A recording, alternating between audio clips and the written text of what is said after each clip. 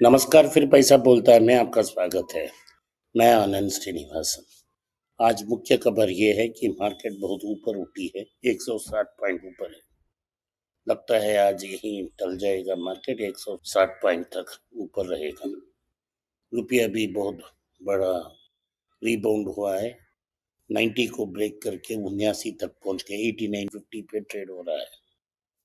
RBI ने बहुत सारे डॉलर सप्लाई की है और कल फ्राइडे मार्केट में डॉलर की पोजीशन बहुत वीक हुई है।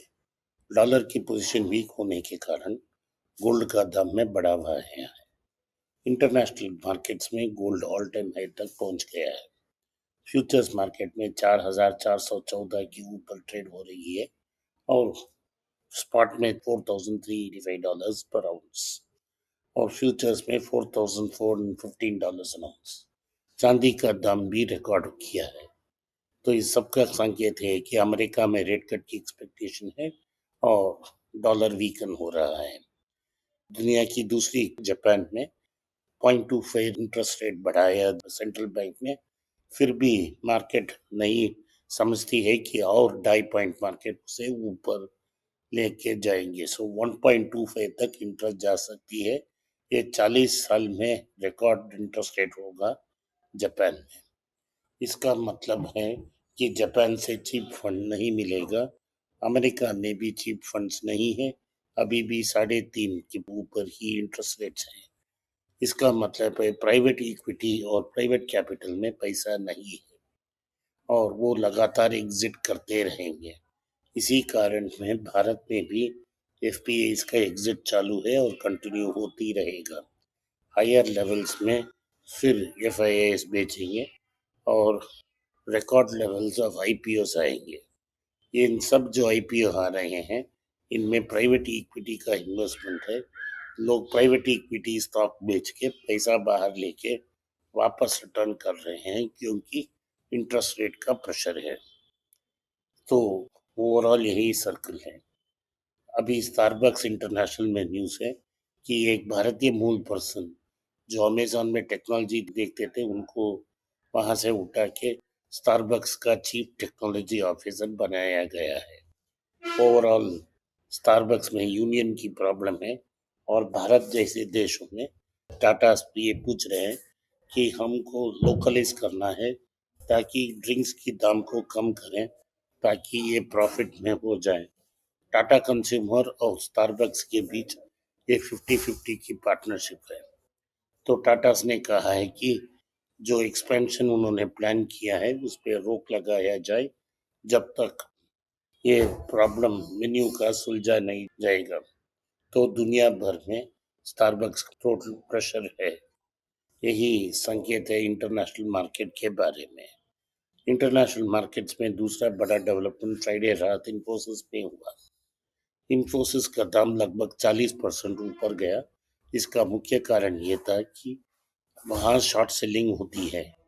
तो एक बड़ा फंड ने 35 मिलियन एडीआर्स ऑफ इन्फोसिस को मार्केट में लेंड किया। लोगों ने इसको बोरो करके मार्केट में इन्फोसिस को शॉर्ट किया था।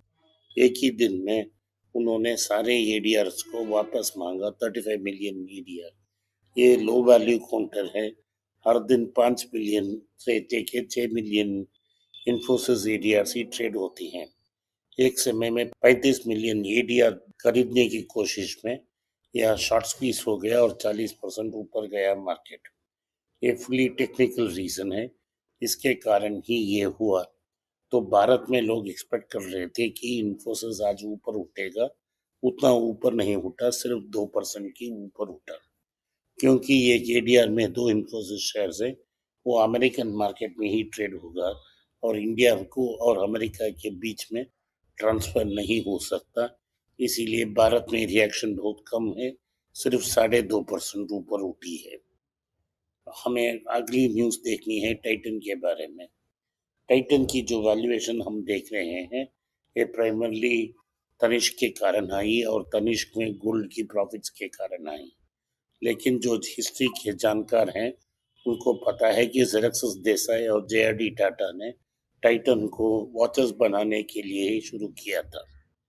अब टाइटन कहती है कि उनकी कोर बिजनेस जो वॉच मेकिंग है वो $1 बिलियन क्रॉस सकती है अगले 2 साल में।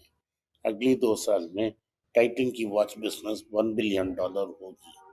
टाइटन में बहुत सारे बिजनेसेस हैं। इसका एक मेन पिलर वॉचेस है। दूसरा सबसे बड़ा पिलर तनिष्क है। तनिष्क में ही दो और ब्रांड्स हैं, जोया जो हाई एंड ज्वेलरी बेचती है और मिया जो 16 कैरेट गोल्ड बेचती है। उन्होंने कैरेट लेन को भी एक्वायर किया है और डमास को भी एक्वायर किया है। कैरेट लेन ऑनलाइन सप्लाई करने वाला इंडियन रिटेलर था जो ऑफलाइन में भी स्टोर्स लगाया है। इसको टाटा ने आउटराइट खरीद ली है। डमास गल्फ में सबसे बड़ा ज्वेलरी स्टोर है। गल्फ और नॉर्थ अफ्रीका में 140 स्टोर्स उनके पास हैं। ये रहा टाइटन का तनिष्क के बारे में। एक और थर्ड पिलर बड़ा पिलर है उनका टाइटन आई प्लस। टाइटन आई प्लस 10 साल के ऊपर आईवेयर इंडस्ट्री में स्लोली ग्रो हो रहा है, लेकिन वो लेंस कार्ट जैसा growth at the cost of profits नहीं चाहती है। आखिर में अब वो क्लॉथ्स में एक्सपेंड करके तनेरा नाम का एक ब्रांड उन्होंने लॉन्च की। वो फैब इंडिया जैसा मार्केट में बदल सकती है। भूमि नाम का एक लेदर बिजनेस भी उन्होंने शुरू की है और उसके बाद सेंट का फ्रेग्रेंस का बिजनेस भी टाइटन में है। ये सब ग्रो होके 10 साल में बड़ा बिजनेस होंगे। इसी कारण इसका वैल्यूएशन बहुत ज़्यादा है, हीरे की सुई है, हम इसे छू नहीं सकते। टाटा पैसेंजर की शैलेश चंद्र ने एक इंटरव्यू दी है जिसमें उन्होंने ट्रांसफॉर्मेशन की बात की है कि 2017 में 4,000 करोड़ लॉस होने के समय तो उन्होंने डिसाइड किया कि वो इलेक्ट्रिक में पिवट करेंगे, क्योंकि उन्होंने भारत में पहला कार कंपनी थी जो इलेक्ट्रिक में पिवट की है। वो आज भी वहाँ मार्केट लीडर है। उसके बाद पंच, कर्व, हैरियर सक्सेसफुल थे और अब वो सियारा व्हीकल भी लॉन्च की है। सियारा को एक दिन में 70,000 की बुकिंग आई है। ये टर्न अराउंड किया है जो लॉस मेकिंग बिजनेस को एक प्रॉफिटेबल बिजनेस में बदल दिया गया है। टाटा कमर्शियल में इतने दिन वो कंसंट्रेट नहीं कर पाए क्योंकि वो पैसेंजर व्हीकल की टर्न अराउंड में थी। जब कमर्शियल व्हीकल सेपरेटली स्प्लिट हुआ, वो वैल्यू अनलॉक हुआ और उन्होंने इवा को भी खरीदा, लेकिन मार्केट ने उसको रिवॉर्ड नहीं दिया। लेकिन अब जापान की नोमुरा कंपनी ने बोला है कि वो 22% ऊपर जा सकती है। नोमुरा की रिपोर्ट को सेट करते हुए आज टाटा कमर्शियल 5% ऊपर ट्रेड हो रही है। हमने सिप्ला के बारे में बात की, इसको कंसिडर करने के लिए कहा था 10 या 12 महीने पहले, जब प्रमोटर्स बाहर निकलने की रूमर्स आ रही थी। अभी भी टैड हायर देन 20 टाइम्स अर्निंग है। अगर आप रिस्क झेल सकते हैं तो इसको कंसिडर कर सकते हैं। उन्होंने पहले एली लिली के साथ टाइप करके मंजोरो को लॉन्च की थी और फाइजर के साथ लॉन्च करके कॉफ सिरप कोरेक्स को लॉन्च की है। उनकी सबसे बड़ी बिजनेस पल्मोनोलॉजी है और कोल्ड ट्रीटमेंट है। तो सिप्ला के लिए बहुत अच्छी खबर है। आज के लिए इतना ही। आपने इस पॉडकास्ट को सुना, इसके लिए मैं आपका आभारी हूँ। हो सके तो वीडियो को लाइक कीजिए, चैनल को सब्सक्राइब कीजिए और बेल नोटिफिकेशन दबाएं।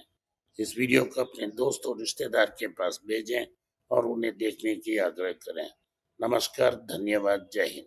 नीचे एक ईमेल स्क्रॉल हो रहा है, इसका ईमेल एड्रेस है पैसा बोलता है .np@gmail.com। अगर आप मुझसे संपर्क करना चाहते हैं तो इस ईमेल में मेल भेजें, मेरी टीम आपसे बात करेगी। फिर से बता रहा हूँ मैं, पैसा बोलता है .np@gmail.com।